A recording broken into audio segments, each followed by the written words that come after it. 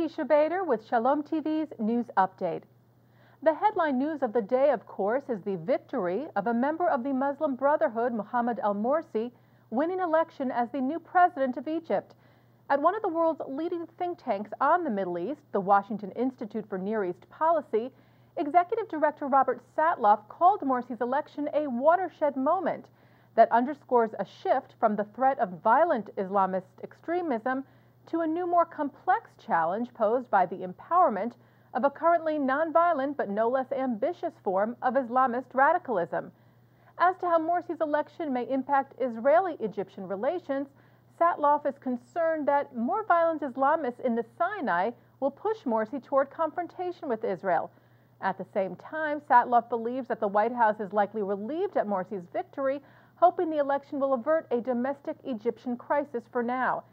It's interesting to note that many in the Jewish community warned that it would be a disaster for Israel if the Muslim Brotherhood won in Egypt.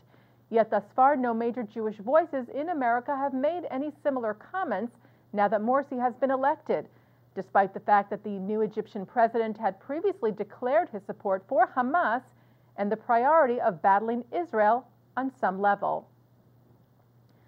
The outgoing Director General of the British Broadcasting Corporation, or the BBC, said at a parliamentary committee hearing last week that the Broadcasting Corporation got it wrong in its reporting of the massacre of the Fogel family by Palestinians in the West Bank settlement of Itamar last year, in which the Fogel parents and 3 of their children were murdered. The BBC's Mark Thompson made the statement in response to accusations about the network's light coverage of the event. The BBC ran the story on Radio 4, and it was a lead item on the website, but was not included as part of its broadcast or 24-hour rolling news coverage. Thompson, according to the London Jewish Chronicle, responded that the story occurred during a very busy news period, including the fighting in Libya and tsunami in Japan, but added that, having said that, it was certainly an atrocity which should have been covered across our news bulletins that day. We made a mistake in this instance. Dozens of Jewish West Bank mayors, settlement leaders, and rabbis held an emergency meeting in the West Bank settlement of Afra yesterday, denouncing violence by what they called fringe elements of the Jewish settler population. The leaders voiced rare criticism against recent violence by far-right activists and admitted that they have not done enough to stop the phenomenon. The meeting, called In Support of Israel Against Violence, Don't Raise a Hand Against the Settlements, was held after the vehicles of settlement leader Ze'ev Hever and Environmental Protection Minister Gilad Erdan were vandalized, and following several recent incidents against Palestinians, left-wing groups, and IDF vehicles and structures.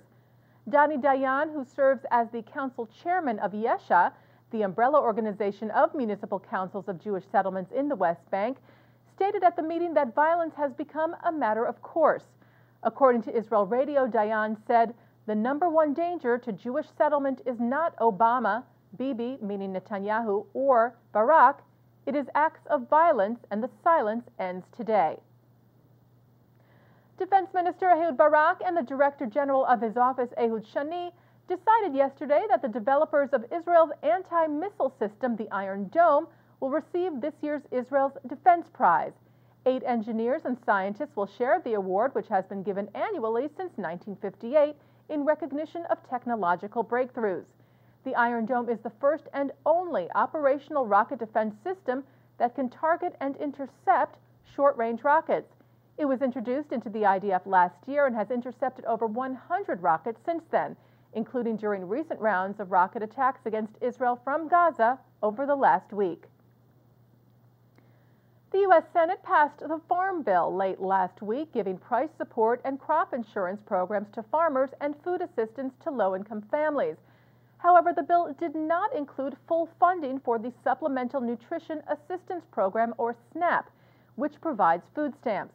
Jewish organizations, including the Jewish Council for Public Affairs and the Religious Action Center for Reform Judaism, were pushing for full funding of the program.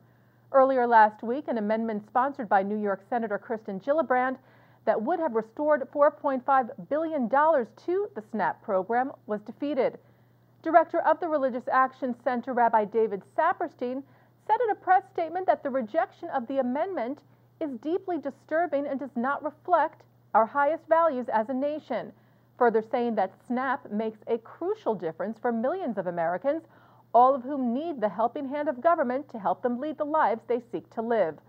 The bill now moves on to the House of Representatives. And finally, congratulations to the Miami Heat for their surprise upset victory in the NBA National Finals.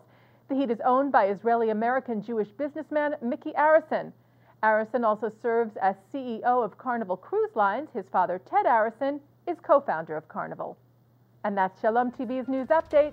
I'm Teisha Bader.